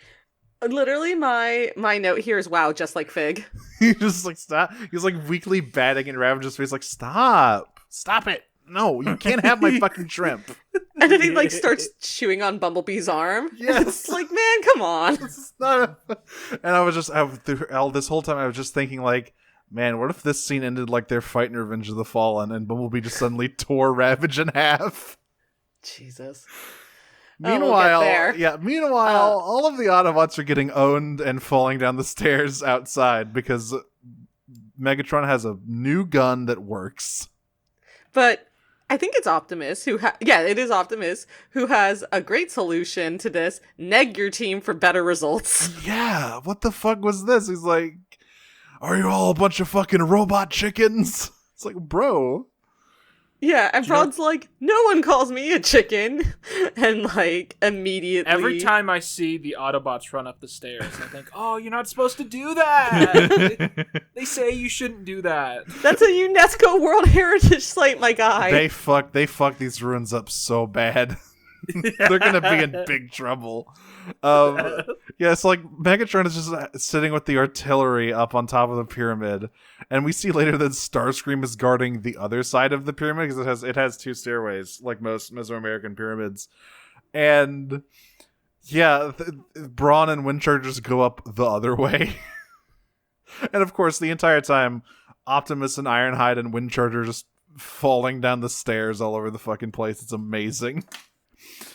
But eventually, Brawn makes it up there and just like shoves Starscream into Megatron that makes him lose control of the cannon, and just it is the lamest looking fight on this show yet. It's amazing. It ends with Optimus throwing Megatron off the pyramid, which is all fine and good, and also like Megatron's weeniest escape to date. Yeah. And also, once again, so much less than that killed Megatron in the movie. Well, I guess to be fair, he'd been fighting Optimus for a real long time. There was like other injuries exacerberted by that fall. Yeah. And it's okay because he came back as the cooler Megatron. That's Galvatron. right. He came back as Leonard Nimoy. But anyway, so but my point is Optimus throws Megatron off the tower, which is all fine and good, but why would you not just throw him into the stream of magma behind you? Because at this point, the fucking pyramid is that didn't work erupting. last time. That's true. They already tried this. They will try. Because okay, here's the thing. I know you guys are watching these out of order. I just watched the episode before this, and it ends with all the Decepticons getting thrown into lava and sinking to the bottom of the lava, and they're fine. And then like Sam or whatever, whoever the human is, he goes like, "Is that really the end of the Decepticons?" And Optimus for the goes, fifth like, time this season. We can't be so sure. Yeah, we can't be so sure. And it's like, this isn't even the finale. Why did they write it like that? They're just back the next time. It's amazing. So literally in season 1, it's every other episode where they're like, "Well, that's the end of them forever." Yep. And it was like next week. Oh, what? They're back? Who could have seen this coming? Optimus was like, I did. I saw it coming. I'm always vigilant. But yeah, we forgot to mention one of the funniest aspects of Thundercracker in this episode is that he loves calling people geeks.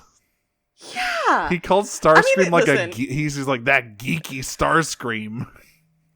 Yeah, when he's like explaining his plan to Skyfire about being of two minds, he's like, if I beat you, that geeky Starscream will just take the credit. It's like, I guess for Starscream it's kind of fair, but yeah, and so the fucking episode ends with Skyfire strafing the cannon. With the cheek from this man. And everyone flying away. And then Thundercracker just goes like, yeah, Megatron and Starscream, you two are a bunch of fucking geek-ass losers later. And Starscream only reinforces that by going, I wish he wouldn't use his thunder abilities. It's too loud. It's hurting my ears. I have a headache, he says. And Megatron just goes, I hate all of you. I fucking hate all of you. Which, by the way, I'm pretty sure that is the only time in the show that Thundercracker's like sonic boom abilities are ever mentioned. And it's to give Starscream That's not true. Headache. It's mentioned. He uses them in the first episode. That's right. It very rarely do the Elite try and show off their abilities. Yeah, it's like Skywarp and his warp drive. It's there, but it's not exactly used. Yeah. Bumblebee's doors open backwards in this scene. Oh fuck! He's got some of those. He's an experimental Volkswagen Beetle. He's got some new doors. So yeah, this is where. By the way, the pyramid is still erupting with magma. Not for long because Wheeljack's here to save the day. Wheeljack's like, Wheeljack's like, I know what to do. I'm just gonna put a cap on it. It's like, I feel like that's bad. I feel like that would not. That's gonna explode. That's gonna build up a lot of pressure. And literally he does it and nothing happens. And he's like, well, and one of my experiments works. And everyone cheers and claps and literally puts on a light show for him because they're so proud one of his experiments didn't catastrophically fail. They're shitting, crying, throwing up. they're doing the fucking Benedict Cumberbatch salute at Wheeljack. Is like, oh my god, one of your inventions didn't endanger us. It's funny how often the Transformers run into lava because they live in St. Helens, right? They live in St. Hilary. Yes, Mount St. Hilary. So they were woken up because that erupted. And then the earth is constantly just ripping open, and they just throw people into lava that's just like, a couple yards down at all times. It's just lava right there. It's not just G1 either, because in Beast Wars, the Predacon ship is also in a volcano. And they also go to the Ark in that show, which is also full of lava. So what the fuck is going on with the lava? And there's also Prime. Yeah, the Dark Energon lava.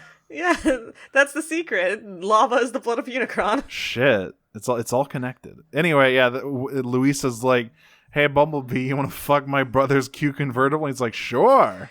Her name's Juanita. Her name's Juanita. Yeah, He's like, oh, boy, howdy. And that's how we end the episode. That's the end of the episode. Insane behavior. I like his little Disney Herbie animal. Yeah, his little bounce. Like, aw, shucks. And that is the end. I forgot. Does Bumblebee always have pink upholstery? I don't. I think it's only. No. I think that. Yeah, I think it's only. I think I that's like an it. animation error. I do like it though. It's I usually think it like looks nice. beige. Yeah, beige or brown. Well, yeah, that's accurate too. I don't know. I don't know if we're presuming Bumblebee's a super beetle or what. right. But beige is more accurate than pink. All right. But I like it. So we every week get some questions from Twitter and our Discord. I think we got one on Twitter. Let me check. Yeah, We- we did have one this week. We do. From Twolove at What Is Cosplay on Twitter. If you had to change Mr. Fire's name another time, what would it be? This is an easy one. Starfire. Oh. Well, hang on. That's just their Oh, ship man. name. No, it's actually Skystar.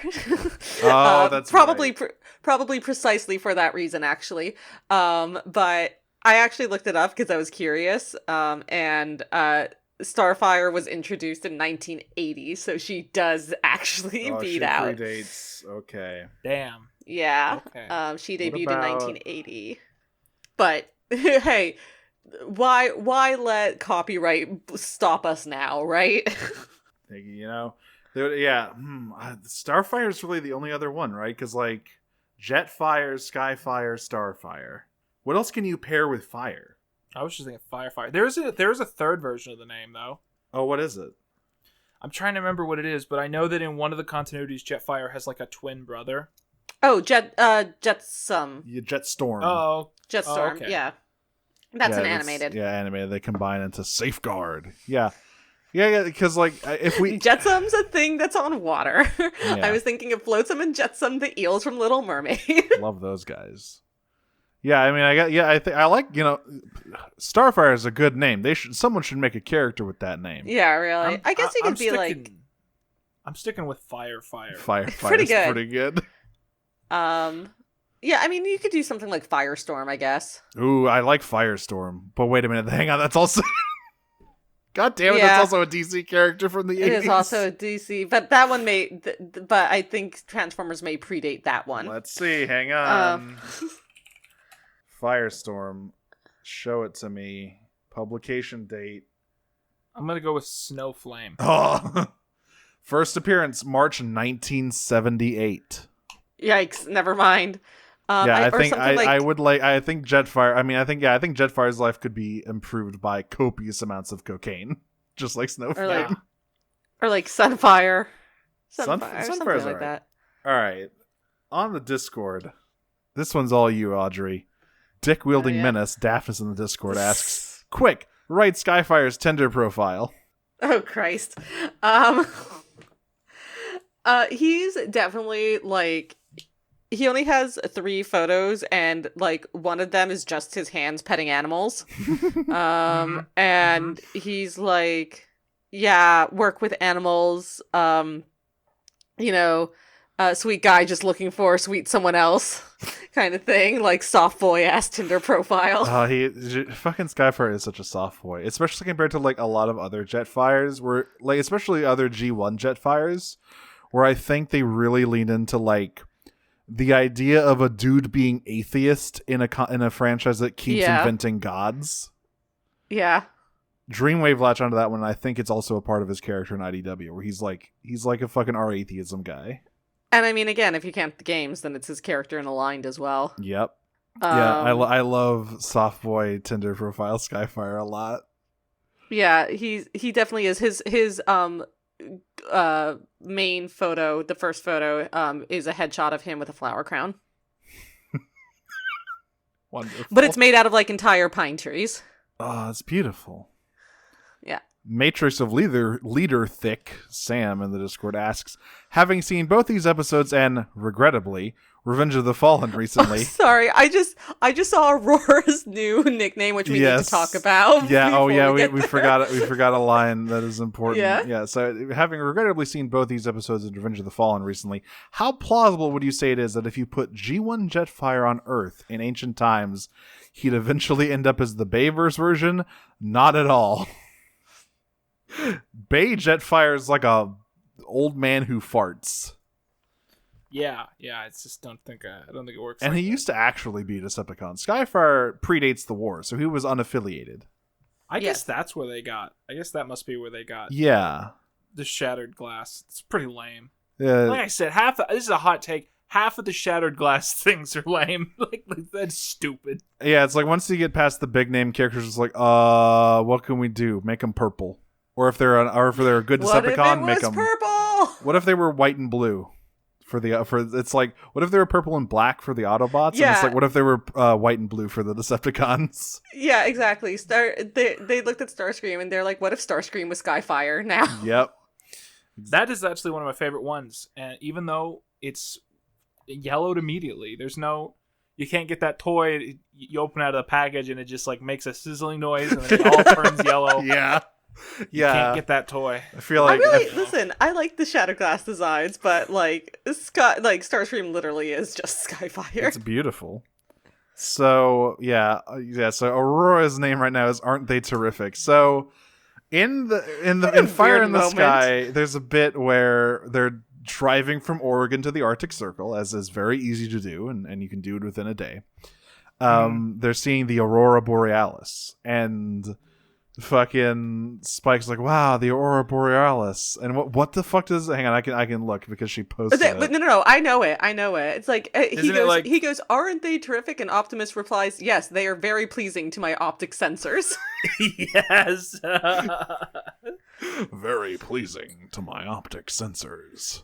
But it's just like such a weird stilted conversation too. It is. It's just like out of nowhere. It's just like, aren't they terrific? Well, yes. Sure. All my favorite Optimus moments from across the franchises are like him interacting with humans in really funny ways. Yes, I mean I constantly think of the thing. I think we're about to bring up the same one though. Like, Optimus, do you want to see a funny video? No. Yes. So much.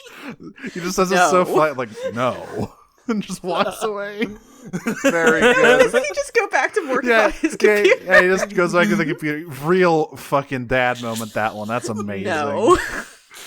Yeah, so Aurora's question is, what are your thoughts on the song Smoke on the Water? Fire in the Sky. That must be where it's they a song. thought of it. You see, this was like the weird added element where no one's really sure why they changed the name in between the toy. Like, maybe they did it to like because they were so worried about the lawsuit they didn't even want it to be like legally obvious. Yeah, they couldn't even call him Jetfire because like that's still the name of the toy, and you can't fucking market draw the toy. attention to the toy, but it is so weird. like no one's. Maybe it was like it's very weird. Jetfire is obviously the better name, but I've never minded Skyfire. Skyfire. Do you know what's weird? I like Skyfire. I like Skyfire, but you know what's weird? Okay, so Siege put out that toy, right? That was the Jetfire toy, and the whole thing was that like this is the first animation accurate like Skyfire toy, right? Except for that notch. We're gonna leave out that notch for no reason. No reason. It's always gonna. Look at the animation. He has a weird white notch on his cockpit. And then look at the Siege toy. It's not there. Well, they were just like, nah, that sucks. I have good news, Quinton. Have you seen this yet? Is it the masterpiece? Yes, the ginormous masterpiece Skyfire that they're coming out with soon. Yeah, I'm excited. Yeah, Check it out, though. But I'm not excited in terms of shelf space. But he's got that notch. Once again, I'm excited to get him in my hands, take him out of the package, and then hear that sizzling noise as he turns completely yellow like sharp cheddar cheese. I'm so glad that they included the creature mode. Yes, he gets to do Jurwalk mode. Yeah, the Jurwalk mode. I love that. Yeah. Yeah. 14 inches tall in Robot Man. That's a big motherfucker. Now what I need is that Bishojo Starscream. But Ah. that's a whole different ballpark. So Robinus Prime asks, hey, name a Transformers couple when they see the abbreviation MLM. One sees men loving men and the other sees multi-level marketing. Ratchet. Oh, fuck. Which one is which? Ratchet sees men loving men. Drift is the one who sees multi-level marketing. But that's because of his experience as Deadlock. See, I feel Also- like if you add in Marxist Leninist Maoist, I think this is Cygate. Cyclonus is the one who sees Marxist Leninist Maoist. Wait, no, it's Cywirlgate. You have to assign one to each of them. Okay, there you go. Okay, so Whirl is multi-level marketing. Yeah, Tailgate is men loving men, and Yeah. Cyclonus is Marxist Leninist Maoist. 100%. uh, I would also say the Combaticons polycule, where everyone except Swindle sees it as men loving men. yeah, And you know what Swindle sees it as. of course. You know, what? You have any Transformers ships, Quentin? Are you that kind of Transformers fan? I guess not. I mean, it's kind of weird, isn't it? It Robots. yeah. I mean- Plus mouths. Well, I guess Like sometimes we'll see like a comic art of like RC kissing someone Yes. in like a comic, and I'll be like, that's weird.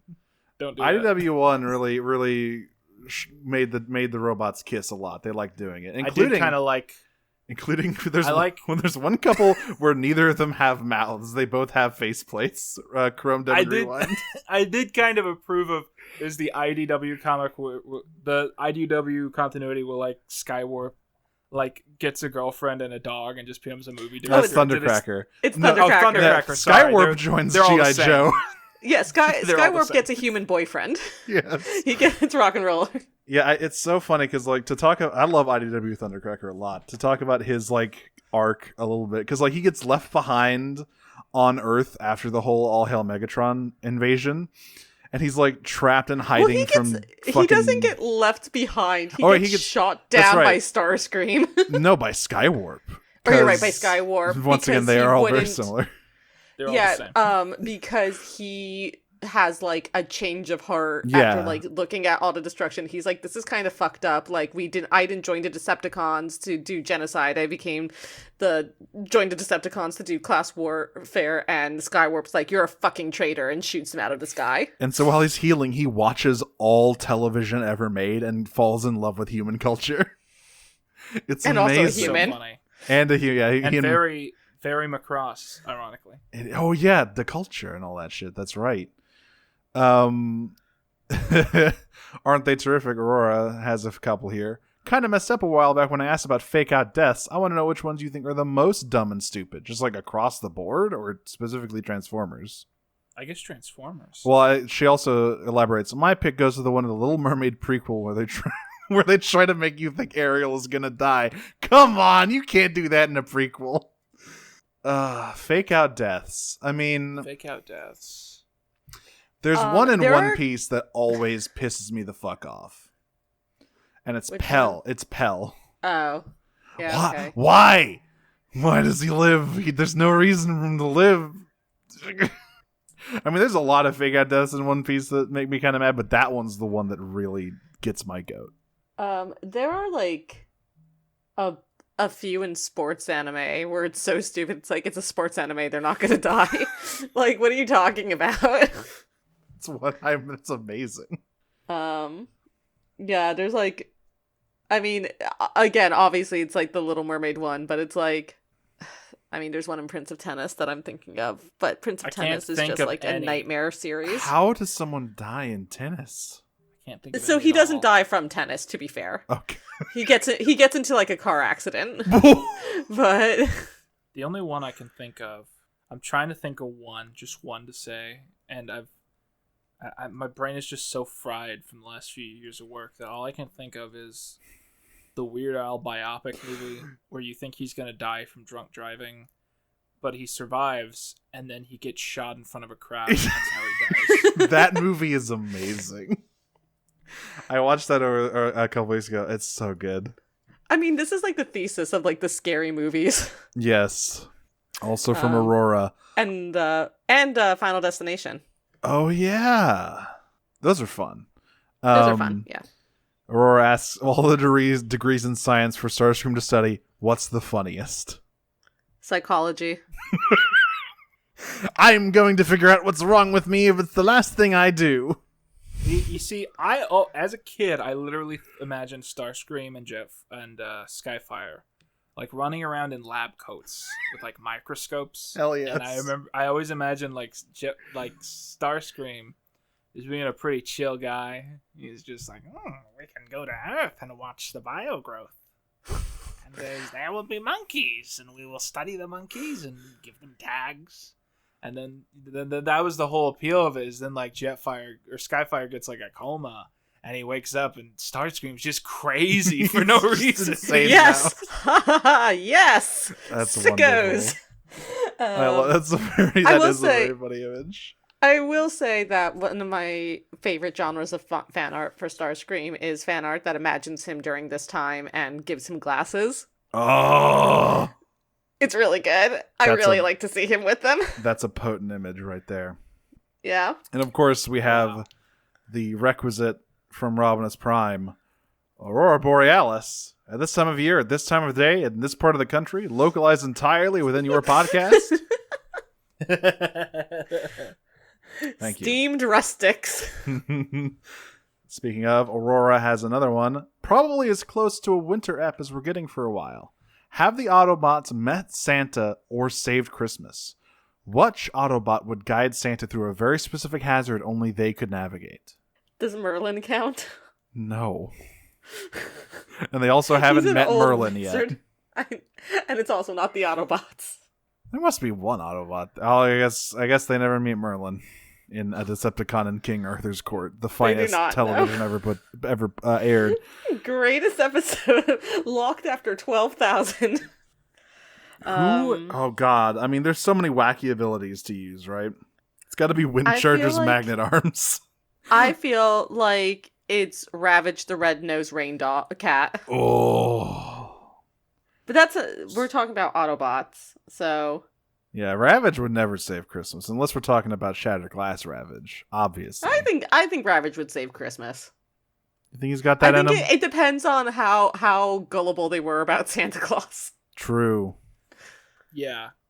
We shall defend this powerful winter wizard, and use his abilities to fill energon cubes. What does Santa? You guys, this is making me really regret that there's not an actual Santa Claus. I know. I know. It's just one of those things that should exist. It's not that far out from things they did. It would have absolutely fit into season 2. Yeah, like there should have absolutely been a fucking Christmas episode where they save Santa. I mean, like we said, they travel back in time and meet Merlin. Like, come on. This whole time since you guys said the phrase season 2, I've just been thinking about the basketball episode. Oh yeah, we're Prime's fucking balling. Yeah, I was just like, you guys got to be so excited to get to the basketball episode. God. Fuck you, I'm ballin'. There's so much. I mean, I'm really looking forward to getting to Autobot personally. Yeah, which is my personal favorite, the nightclub episode. Where Blaster and Soundwave have a DJ battle. Yep, it's quite good. There's epic rap battles of history. There's the one with a red robot gets like a legit girlfriend. Yes, we always the girl who loved. I talk about Power Glide and Astoria an inordinate amount on this series. And it's even better because she's got this kind of voice. It's like, damn, what that Power Glessy do, boy? Oh my God. So let's get the hell out of Dodge. Black Arachnia Lovebot asks, in an AU where a funny little guy never traveled back in time and reached for a curly straw. Don't do this. What do you think Mr. Fire and Starscream's love life would be like? Would they adopt/create a Protoformer 3? What date would they be on when they realized that they were Conjux and Dura? I mean, it'd just be like science adventures, right? Like they just continue, they discover all sorts of new flora and fauna and document them and bring enlightened knowledge of organic life forms to Cybertron. I do think Starscream would be very politically active regardless. Like, yes. Again, it varies from continuity to continuity, but some continuities he's a prince Avos. In other ones, I think he would still be killing senators. And of course, in the one country, he gets elected president. Yep, in a totally fair election, Mm-hmm. with 0 political assassinations that he did. Not a one, and he certainly isn't haunted by it, with the ghost of Bumblebee speaking into his brain constantly. IDW1 is a great continuity. Oh my god, I fucking love robots in disguise. It's just Robot West Wing. It is. It's literally hey, just West Wing. Did anyone stay on for the rest of IDW? Because I got really bored with it. You mean for after the reboot? After I started the reboot and I stayed with it until they killed the kid. That is also where I left, because I don't really care about anything. It was all right. This is really unfair to them, obviously, but it's after they introduced Cyclonus, and I love IDW1. Cyclonus is literally one of my favorite characters ever. And this guy's just it's not that like guy. You have a username named after him. Yeah, or it's not like I am Cyclonus with a 5 on Tumblr. No, it's like it was just that, and seeing like the direction things were going. It's like, I'm just not as interested in this as a story and also like the art for those first few issues was fucking rough. Yeah, it was very like someone had the toy, took a photo of the toy, traced the toy. I think I literally saw a screw in Megatron's back in one of those panels. I was like, oh man. Megatron consistently had the gap in his arm where his hands went. It's like, man, it looks weird. Man, you can't just trace the toys. This is how we got all this fucking terrible Dreamwave databook arts where they clearly just drew the toy. I think there were like some interesting ideas introduced in IDW too, especially stuff with like parenthood. Yeah, I read a lot of stuff that they did in the future. It's like, well, that sounds interesting. Yeah. I just didn't really feel like sticking with it. But yeah, I didn't really it's so read sad. So this is December 2022. For context, by the way, and this is the last month IDW will have the rights. That's right. Yeah, which is crazy. It's end nuts. of it. Like that's really an end of an era. I do wonder, well, who's going to have them next? If Hasbro's going to create their own imprint, or if like someone else, because like I don't know who else could possibly get it. They should give it to Titan Comics for the final 2 months that Titan Comics is going to exist. Let's give them to Image Comics. Let's see what happens. Get Let's Liefeld on there. Just I want to see an Optimus as wide as he is tall. Oh. Also from Black Reckoning Lovebot, how do you think Mr. Fire would handle waking up in each of the continuities you've seen so far? Bad in all of them. Okay, Armada would be basically the same. Like Armada is kind of just slightly edgier G1 in a lot of ways. Yeah. Debatably continuity-wise as well. Yeah. I mean, Prime? He would not do well. Again, He's a soft boy. He would not do well. I mean, it's unclear, right? Because if Prime is part of Aligned, he does show up in War for Cybertron, and his last interactions with Megatron and Starscream are not good ones. Well, to be fair, I think this is specifically this version of Skyfire. This version of Skyfire. He wakes up from his ice coma and he's in like the Bayverse movies. Oh, he's like, no. Dies immediately. Yeah, Optimus just pops up and tears his head off and eats it or whatever the fuck he's doing now. He doesn't even get a chance. He doesn't even get a chance to wake up in Bayverse because Optimus just assumes he's a Decepticon and decapitates him, as is his right and duty. Animated, I think he'd do okay. Animated's goofy, and he'd have like there's soft boys in Animated. I guess Prowl's kind of a soft boy in a way. And isn't Animated also one of the ones where Transformers are not a secret? Yes, they're publicly known in Animated. I think he's going to have a lot better time in one of those. Because he's a big boy. Yes, because he's a NASA shuttle. I'm too darn big to be sneaking around like this. And from Rana's Prime, which Megatron from which country made a fortune off of selling financial / pickup / masculine life advice to young impressionable bots? Beast Wars. Beast Wars Megatron is totally a fucking like pickup artist dude. Look at him. Listen to him. Sig my truck nuts. It's a technique called negging. Yes. Oh my god. And Robin's Prime asks, so that Wheeljack Rise of the Beast design, huh? We're not going to talk about it. Okay, so I'm not actually sure because I saw like official art for like the movie, not the toy, obviously, that had him looking like Wheeljack. That might have been concept art. Yeah, it also Yeah. because he is in Bumblebee and he does have his like G1 fins, and Right. whatnot. Yeah, it's a little disappointing because I was into him being a van. Yeah, But it's a little disappointing because it's like it's back to that like early Michael Bay thing where it's like it's clear that like someone on the team. It's not that they just picked a name. I think someone on the team like got like a 1-sentence pitch of what the original character was and then went wild with it. Because to me, what it looks like, he looks like like the new Ninja Turtles cartoon. Where one of them is like a nerd and he's like the tech guy. It looks like they were just designing Wheeljack from that angle. Like, oh, Wheeljack invents stuff, so he has like big glasses and he's a nerd. Yeah, and and it's one of those just, things where there is a Wheeljack in Dark of the Moon. He's never called that in the movie, just like how Mirage isn't called by his name. And like, but I don't really feel as though at this point we should just abandon all pretense that these are related film series at all, because they aren't in basically any way other than like kind of aesthetics at this point. I describe this new set of movies as aesthetic prequels. Yeah, so like if there's no narrative link up, if they're trying to align Wheeljack's design more closely to Q from Dark of the Moon, like you don't really need to do that. I hate his weird fleshy mouth. It looks so bad. I think all the mouths in this movie look bad. Yeah. I think Optimus. Optimus looks funky in this one. I like RC's. RC looks okay. looks great. Yes. I like RC's face sculpt in the movies. I can't talk about her toy, but I do like her face sculpt in the movie. I don't know. I'm still gonna hold out hope that the concept art can be. The movie does look baller, though. Yeah, it looks great. Like, so I'm holding out hope that the concept art maybe makes a reemergence, but I'm not gonna hold my breath about it. And even if it's not, like, the movie looks fun enough with that, like, you know, a funky looking Wheeljack isn't necessarily gonna ruin it for me. Yeah, I just need him to have the Brooklyn accent, Optimus. Yeah, as long as he's got the voice. Simple brains.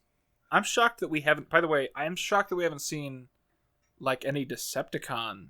Like, well, it's because Predacons. Yeah, well, actually, it's neither of them. It's Terrorcons are the enemy. Oh, I'm sorry. Yeah, and Terrorcon. Yeah, I'm sorry. I swear to God, I was just watching a bunch of Transformers videos, so it's not like I don't know, but I don't know. Well, it's like it's not really been applied to a faction before. Like that's a subgroup, but like they've been called Terrorcons, and like. I'm interested in seeing what the fuck is up with them, because one of them is voiced by Peter Dinklage, which is exciting. But because, like, is Megatron in the movie? No, like the main villain is Scourge. That sucks. And I think isn't Nemesis Prime in it? He might be. Who knows? I saw that.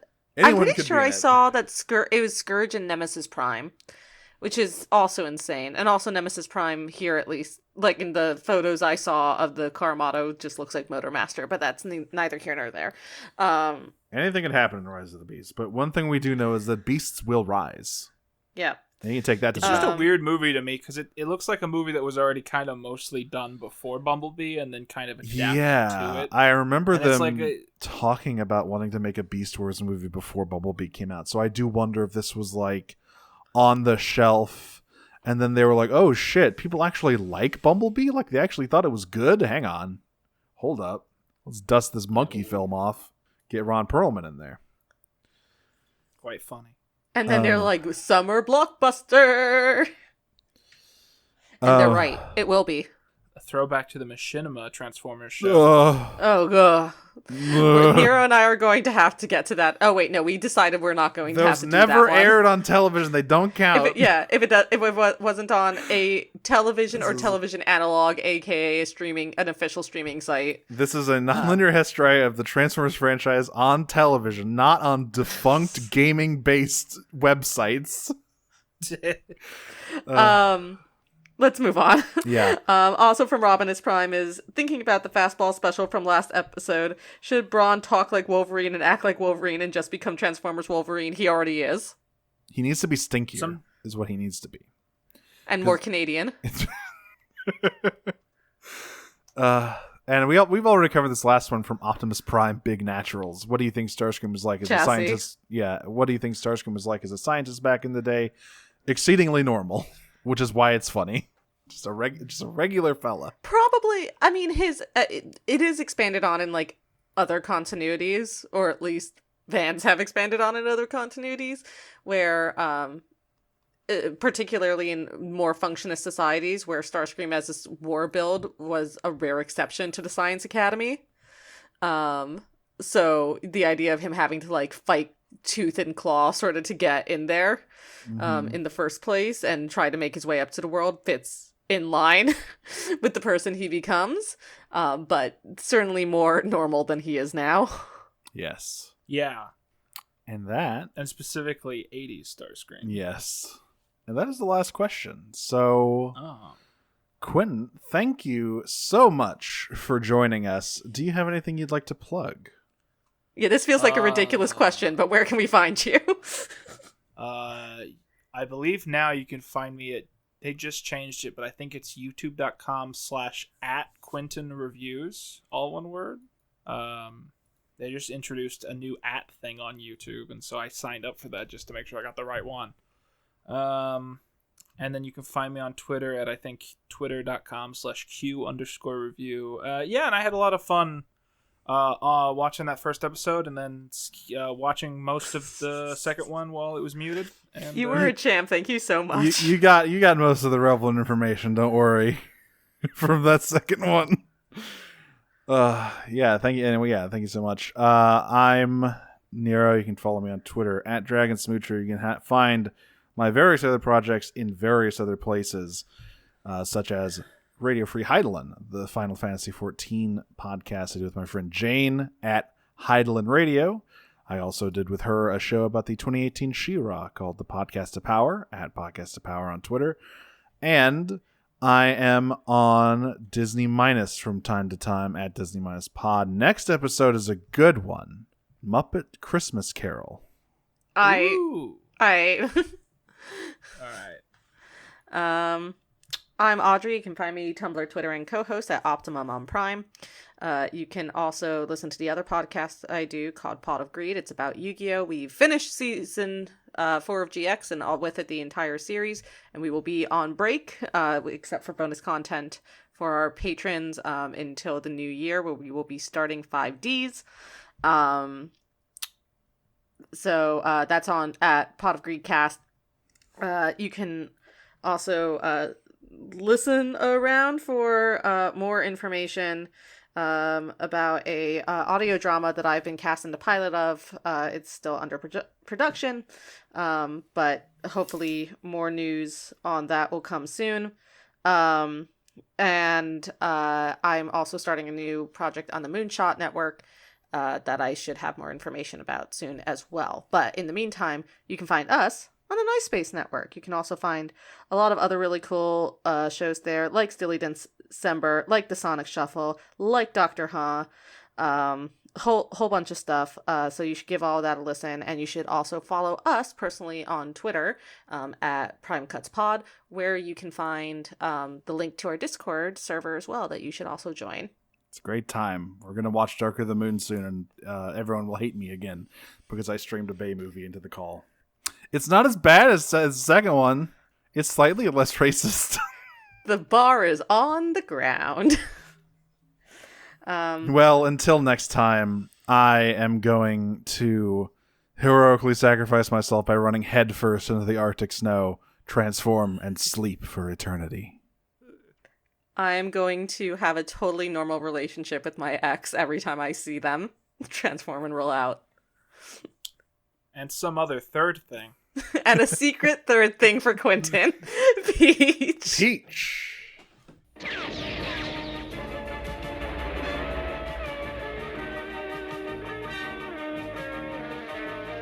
Transformers, more than meets the eye.